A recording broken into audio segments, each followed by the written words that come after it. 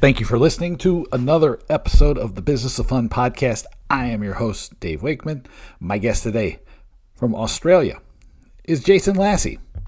I'll talk to you about my conversation with Jason in just a moment, but before I do, make sure you take a moment to check out my website. It is davewakeman.com.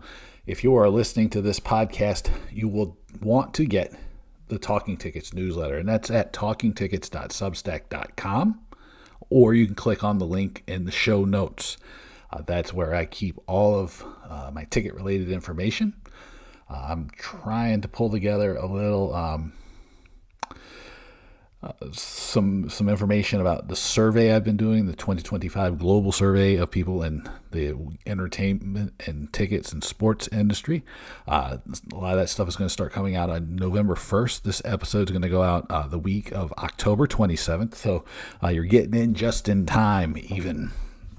So check that out. It's talkingtickets.substack.com. Make sure you share it. Rave about it on social media. Put it, give it to your colleagues, whatever it is. It helps me grow the podcast, grow the newsletter, provide ideas, experiences, services, whatever it is that is going to help you gain more customers, grow more fans, and create fans for life. So back to my conversation with Jason Lassey. Jason is the operator and owner of footyindustry.com, and that is a sports industry publication in Australia. The reason I decided to have Jason on was he wrote an article a little bit earlier in the year about the AFL versus the NRL. I have been very forthcoming about my love of Australia, my love of the Australian Football League, my love of Australian rugby. So this seemed right down my alley. So we talked about the AFL and the NRL. We talked about why one seems to have a lot more heat than the other, even though the AFL dwarfs most sports in Australia. It's in Jason's view feels a little static, a little behind the curve, and he had some theories for that. We talked about where the ideas for the AFL and the NRL are coming from. We talked about women's sports. We talked about the new AFL team potentially coming to Tasmania, which I was pretty excited about because from a brand standpoint, I think they could do some amazing things there. We talked about stadium business in Australia. We talked about,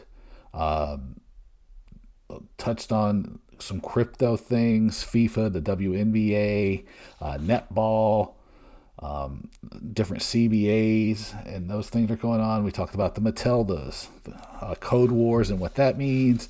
We got into quite a great deal of things about Australian sports, and we came back and hit on a few American things as well. This was a lot of fun. I was really grateful to have a kind of unique conversation with Jason Lassey on the Business of Fun. I want to welcome Jason Lassey to the Business of Fun, just like the dog. How's it going, man? Yeah, good, man. Thank you so much for doing this. I was really, as I told you in our email back and forth setting this up, I read your AFL versus NFL, or NRL, not NFL, AFL versus NRL article, and it really sparked a bunch of ideas for me.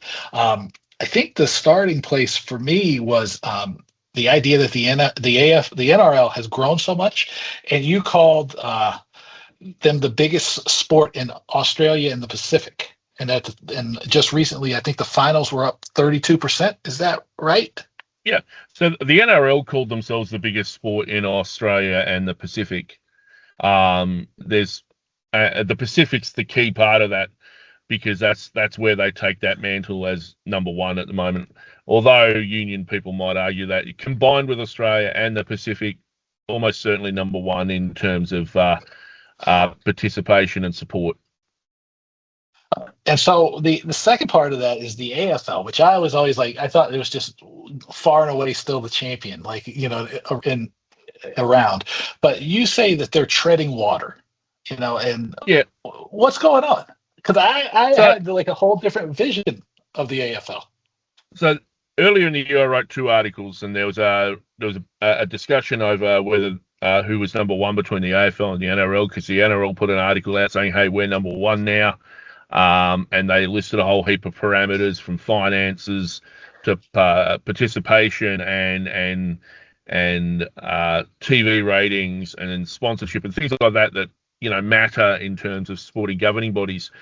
And I wrote an article that refuted a lot of that, because the AFL is still number one in a lot of these areas. They still make more revenue. They still have greater attendance numbers by like double the NRL in that case, like 30% higher revenue, 100% higher attendance. The women's competition has better crowds. There are still, in terms of club members and things like that, no one beats the AFL. So there are a number of areas where that article by the NRL was a little bit misleading. But at the same time, I wrote the second article because the NRL is gaining. So they're gaining, their percentage increases are higher. So what's happening is we're seeing NRL crowds rising by 20%, 25%. AFL stayed fairly steady this year. NRL TV ratings skyrocketed, but so did AFL ones. Just NRL ones skyrocketed to a higher level. So we had Foxtel, who is the pay TV provider over here, the main pay TV provider anyway, and they cover both the AFL and the NRL. They were putting out figures. So the AFL had a good year. The NRL had a very good year. The finals ratings are normally dominated by the AFL, but the NRL this year just swept pretty much the whole of September, which is when the finals are for the AFL and the NRL. So the NRL is having, when I say the AFL is treading water, the NRL is doing a lot of exciting things, which is generating hype and tangible increases in support for and finances for the NRL.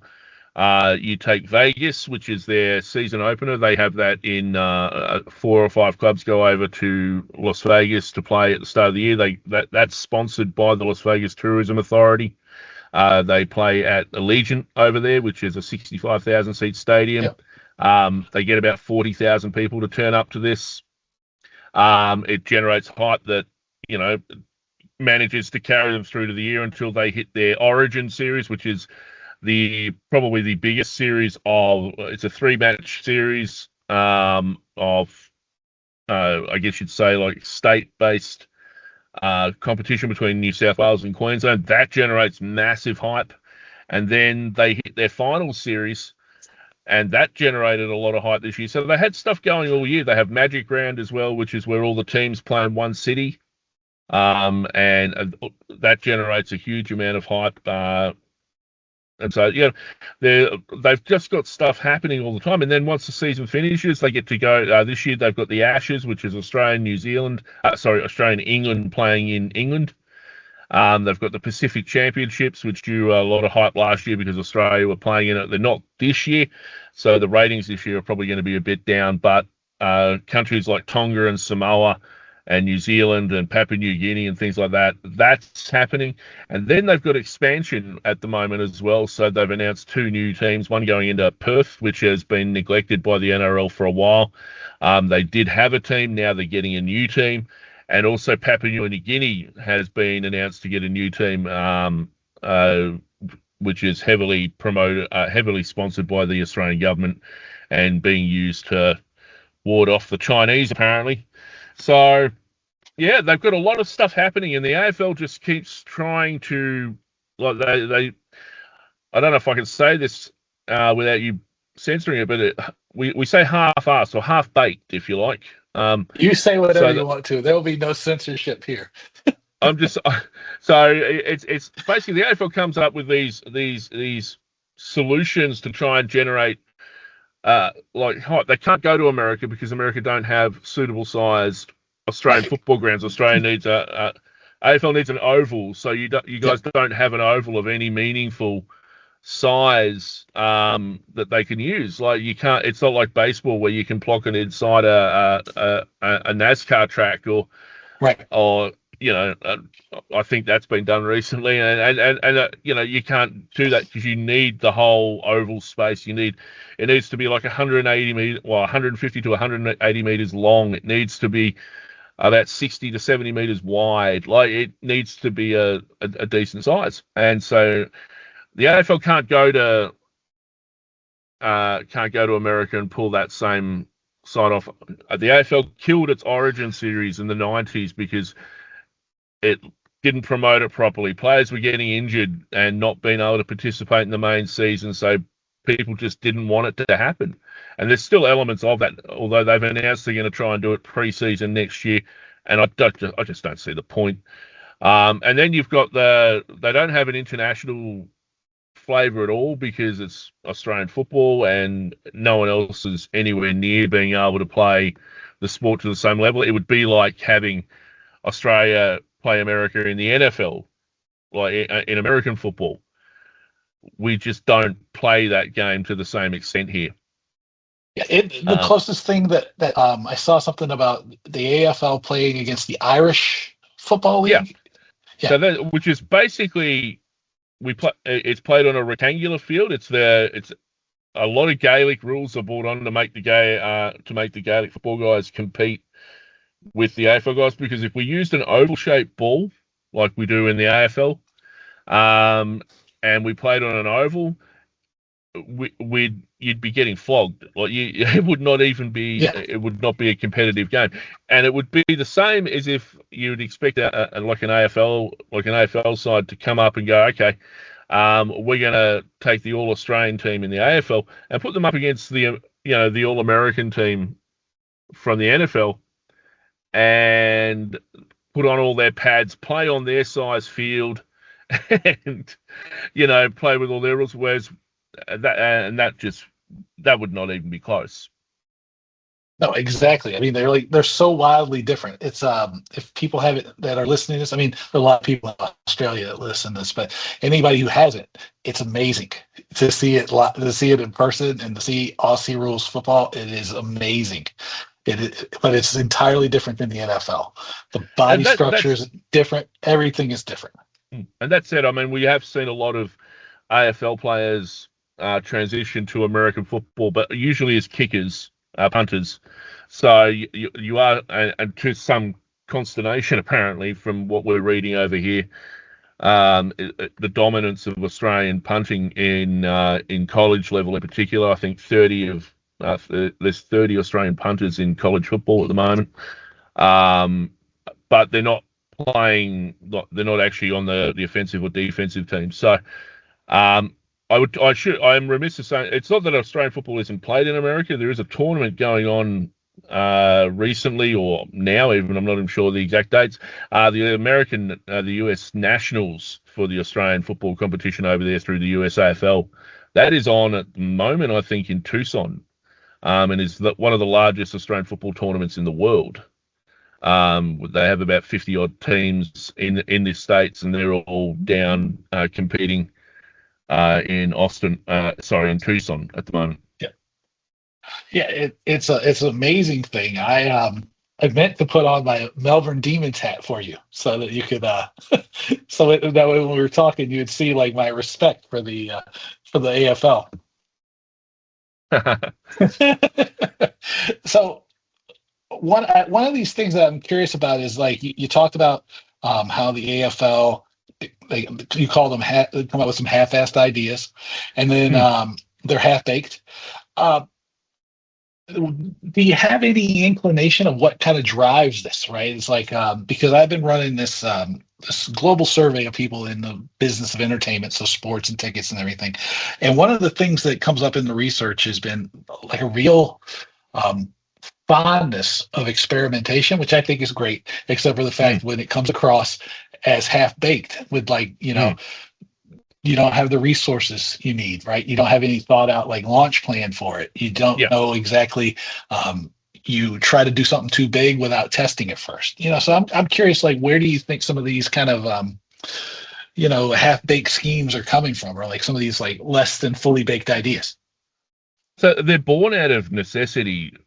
Like I said, the saying the Rolling Stone gathers no moss or whatever. So there's no momentum for them, and they need to generate it because what's coming up, the AFL has signed its media rights deal, and that's what drives most of these things. Is you've got to add more content now. You do it if you don't have enough content, you don't get the money, and you fall behind your competitors. Now, at the moment, the AFL is part of they signed a deal that started this year actually for about 4 billion, I think, for over 7 years. I could be wrong here. I can't remember what the amount is total. I'll check it out. I can put it in the show notes. They signed they signed a huge deal, the biggest one in Australian history anyway, and it's worth about 600 million a year. And so that they don't have to really worry about their media rights until 2031. The NRL, their media rights deal is coming up in 2028. They're negotiating now, and so the hype and everything that they're doing now, the added teams, the extra matches, the women's competition that they have that rates pretty well, that's all going to see a massive jump in their media rights that could potentially overtake the AFL's, and it should overtake the AFL's just purely on inflation and the fact it starts 3 years after the AFL one. And so it should. If you can't make this deal overtake it, then you're not doing your job properly. Volandis, who is their NRL chairman, he did do a deal during COVID, which was unnecessarily long and I believe is a black mark on his tenure. He kind of decided to look after the broadcasters more than he was worried about his own competition, so he signed a lengthy deal. And the AFL proved a year later that you didn't need to do a deal that long. COVID was going to end at some point, and you could still do those massive deals, which he ended up doing. But the AFL needs to do something to generate more for its next deal, and to keep people interested in what it's doing at the moment. And that's a hard thing for them because they can't expand to many places profitably. So they're looking at Tasmania in 2029, and even that is not guaranteed at the moment. That all hinges on a stadium deal that may or may not happen. Well, let me ask you about the stadium deal, because that was on my list of things to do here, was like the Tasmanian expansion, because that seems pretty, like, at least from somebody who teaches a branding class, the opportunities with the Tasmanian football team seem amazing. But the stadium deal, I understand, it's largely hinges on government support, right? Which is unique to Australia, which is in America we're like extremely comfortable with. It's like when people pay for their own stadiums, we're kind of shocked. But do I have that right? So no, most Australian sporting stadiums are owned by state or federal governments. There's a couple of tier 2, tier 3 stadiums, like in the 10 to 20,000 seat. They're owned by local councils still. Although in Tasmania, they've all transitioned to Stadiums Tasmania now. No, governments and states own or fund most stadium outlets. The exceptions are the Docklands Stadium that is owned by the AFL in Melbourne. That's the biggest one. Even the development on that is still being funded by the Victorian government as part of the grand final deal in Melbourne.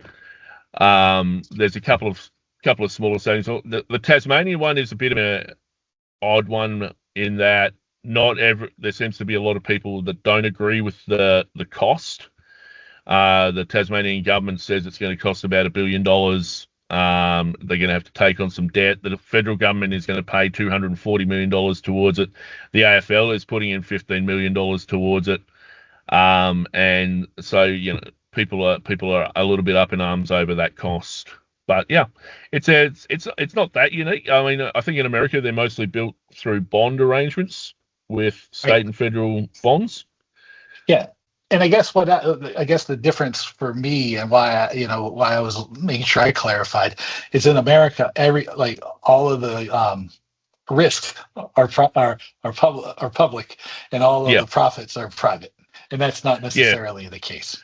No, you find in Australia most stadiums, they're owned and operated by the state, so the risk, the profit, everything is taken on by the state in that regard.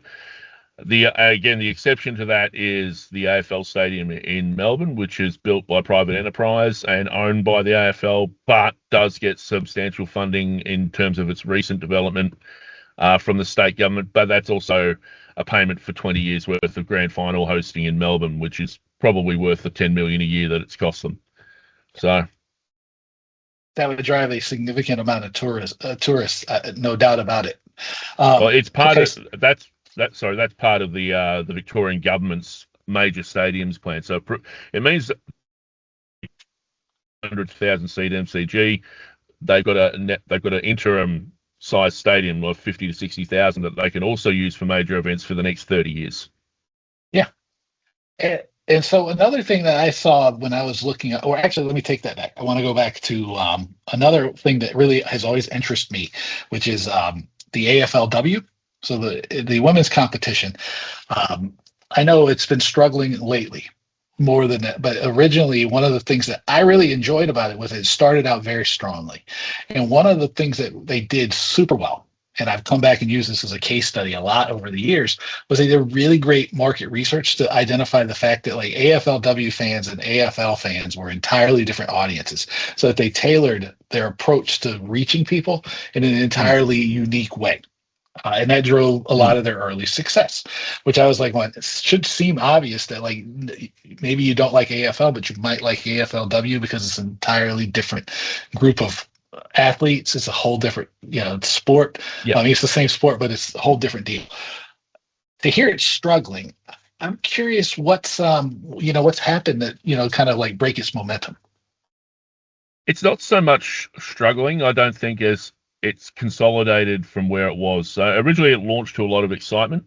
The AFL and others, including myself, expected more support from the clubs that were involved. So they wedded all the teams to the clubs very early on, to the existing male clubs, and expected like the massive membership and attendance culture that the AFL has to kind of flow through to the AFLW, and that kind of didn't really happen. It didn't help that they kept changing when the AFL was going to be, when the AFLW was going to be held, when it's where it's fixtured, the days that their games are on. They're being played in tiny little regional venues or semi-regional venues. No one wants to go out to Casey Fields in the outskirts of Melbourne, where it's windy and it's cold and whatever. Like no one wants to go out there. They're playing in older facilities that aren't necessarily good for professional football of any kind, let alone AFLW. So it's the AFLW crowds on standalone are some of the best in the country. They're only behind netball. In that regard, netball is by far the best of the attendance groups there. There's hope for the WNBL this year, the female basketball comp. But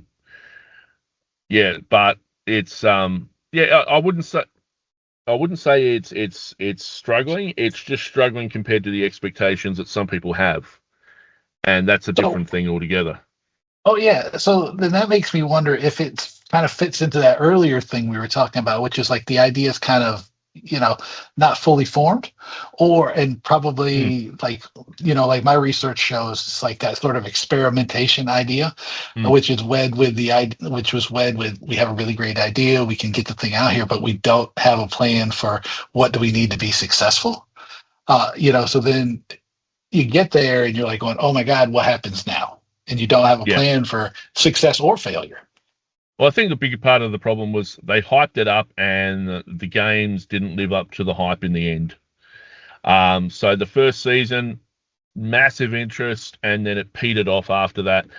But it is not helped by how they've marketed it since. So basically, it's like their marketing budget ran out after season 2.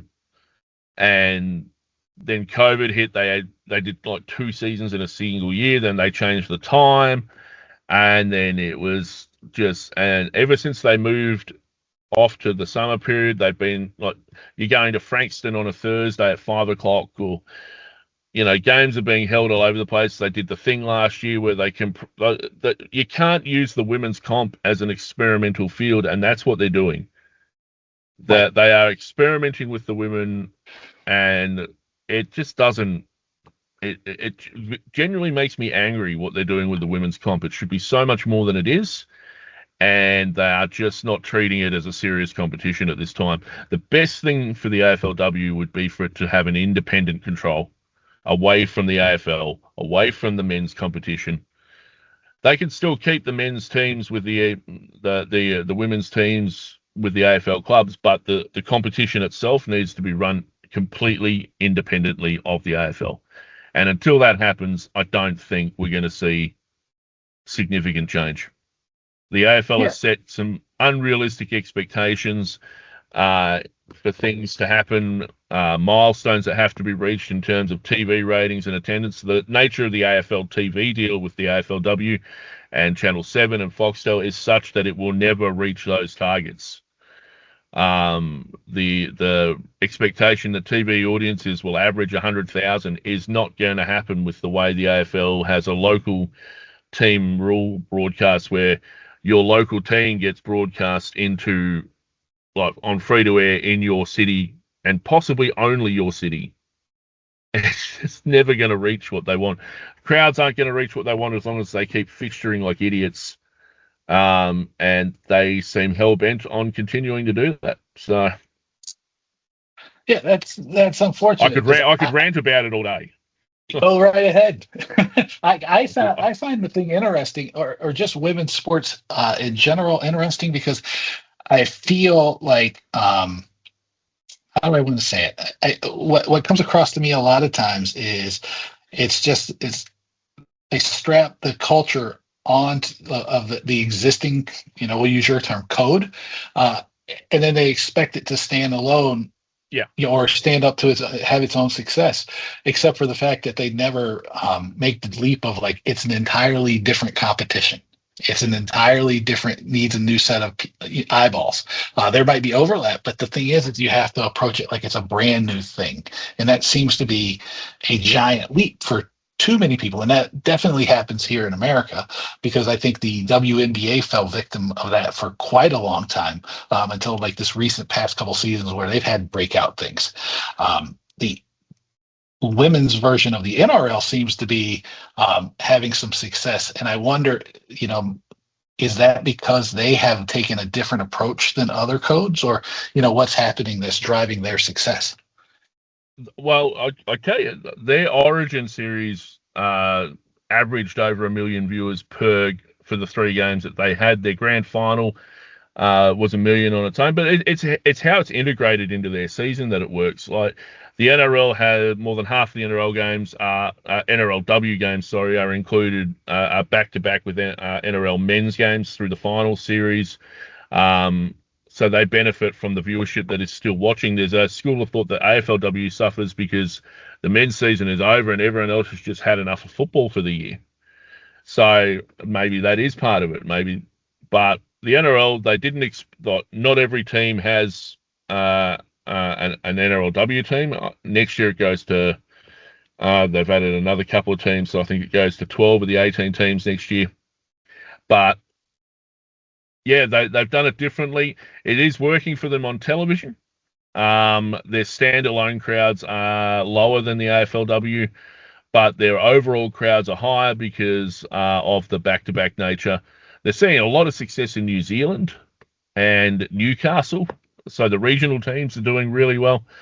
There's still no NRLW team in Melbourne for baffling reasons. It's the 3rd largest market that they've got, and I don't really understand that. But I think it's too early to say that either side is doing it better than the other. The AFL tends to take a longer view of these sort of things. The NRL takes a more pragmatic view, if you like, less idealistic and more, okay, this is what we can afford, this is what we can do. Let's try this and move along slowly, and that's working for them.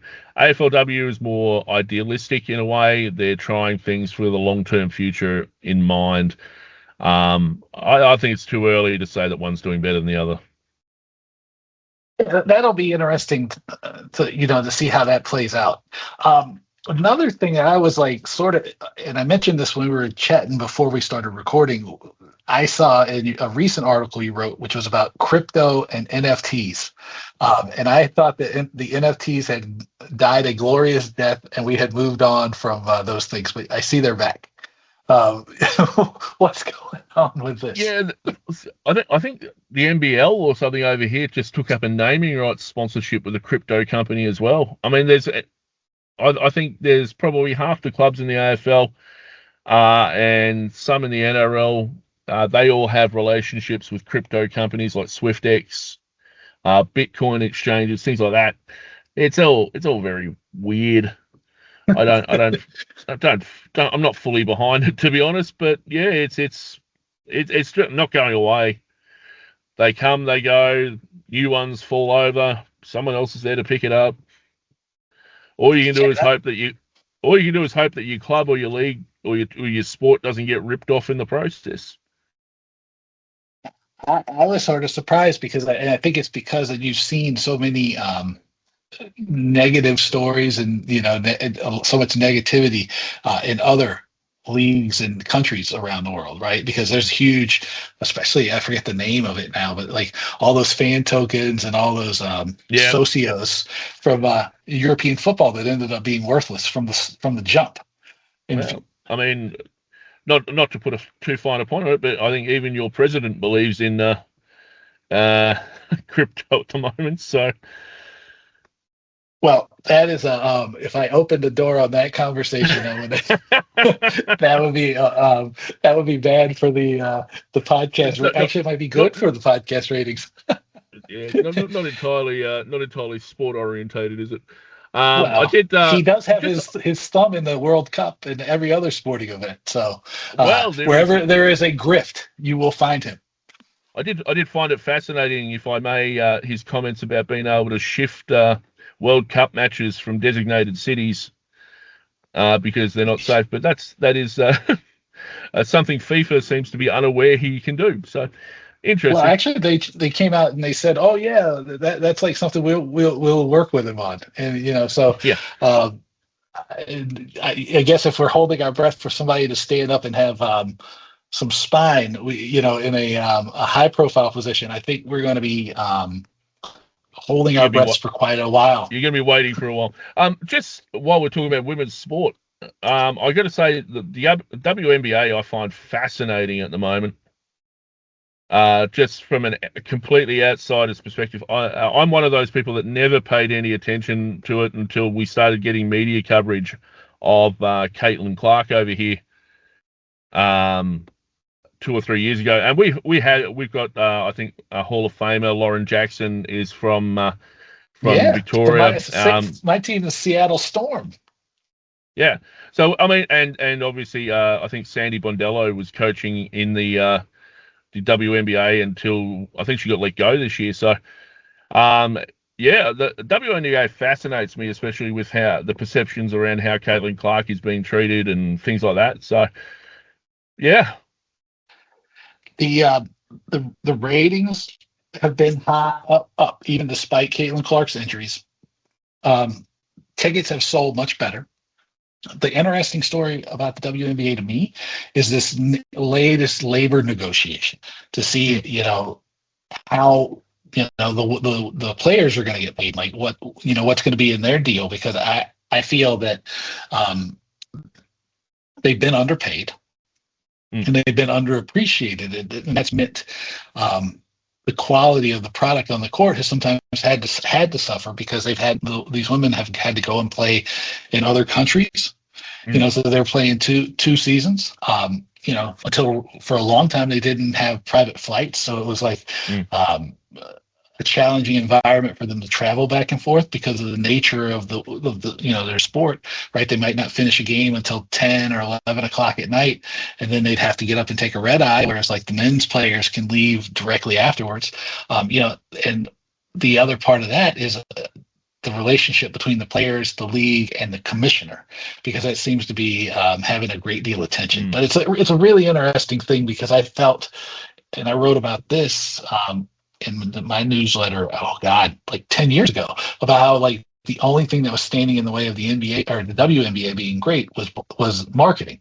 And then they finally have started to get some really good marketing muscle behind this, and they've started to take off. I think Angel Reese and Caitlin Clark have benefited from that, but that was something that was building, right? Because I remember the first time I went to a game was to see Sue Bird with this, so I was like, oh, I want to see this. So it really is an interesting thing.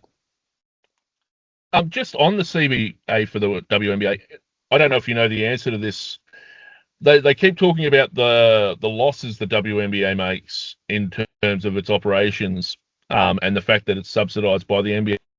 When they're doing the revenue calculations that the player wages are based off, is that factoring in the club revenues as well, or is that just purely on the revenue the WNBA brings in through headquarters? I don't know for sure.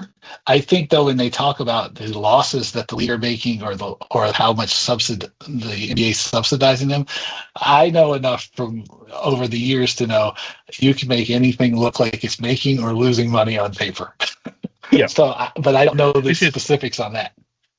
Because I know when we do the CBA revenues over here, like AFL players get 27% of revenue, and that includes club revenues unless they're designated to be separate.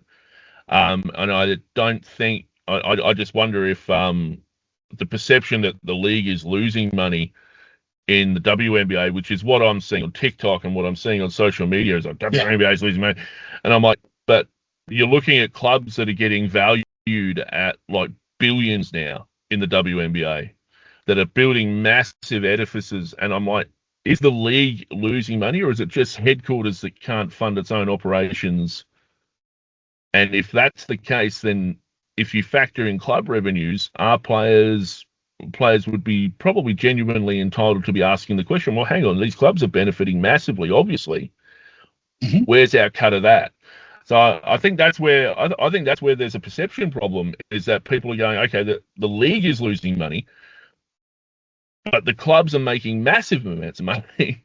Where's our cut of that? And I think that's, if they can shape that discussion a little better, that perception will change, because the clubs are clearly making money and the WNBA might be losing it administratively, and that's a problem that they've got to address. But it's a perception problem with the rest of us, that we're not seeing the fact that the clubs are making millions and millions and millions, because you only get scattered reports.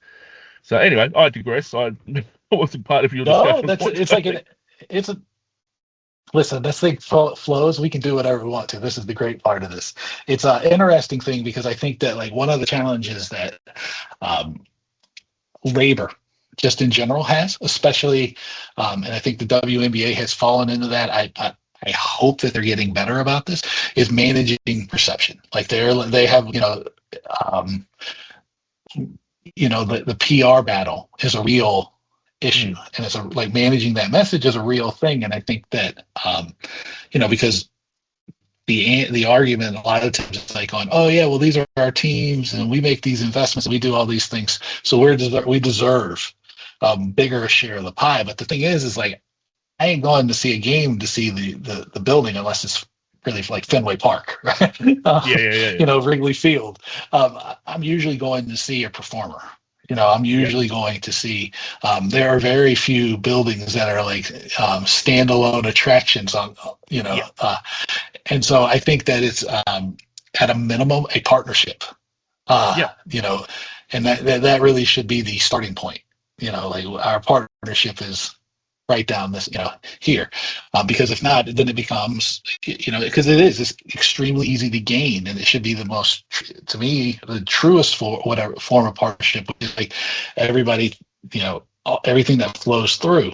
Because if you own you own the buildings, you own the league, you have the league office. There's so many loopholes that allow you to write down, find a tax break, find some sort of write-off for these things, that it's hard, it's hard to, it's not hard to look like you're losing money, or there's many, many ways. Yeah, I refer to it as like Hollywood losses. It was always that thing where like movies would like generate millions at the box office and show a loss. It's the same thing. Like you can. Yeah. The Godfather still has not made a profit. The only reason I brought that up was because we have the same discussion over here with AFLW and clubs making losses or the league making losses to keep the women's competition running, and I don't see that. I think there's a bigger picture to that. Not helped by the fact that the AFL is not overly transparent on its costs and things like that for AFLW. But yeah, anyway. No, Moving on. It's absolutely a interesting thing, and I think that one of the things that the AF, like you share, that part of the AFL and AFLW relationship shares a lot of American leagues and teams is the lack of transparency. So it's hard to make really, really informed decisions or even make really informed opinions on things because you don't know.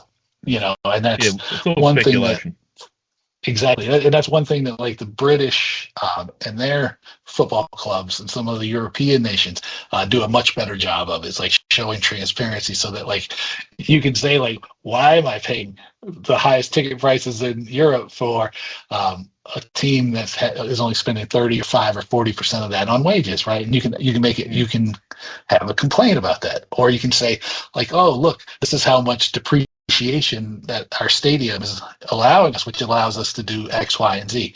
And I think it's just not every fan cares, but enough people would. It would be interesting, and so I always like this transparency, and I really liked having the chance to talk to you about the AFL and the NRL, and then we made our way to the women's sports and all kinds of things. So I really appreciate you doing this, Jason. How can people find you on the internet? So I'm on Twitter at Footy Industry AU. We were originally just football focused, so yeah, the Twitter handle is Footy Industry AU. I'm on Blue Sky at Sports Industry AU, and I'm on I've got the website at footyindustry.com.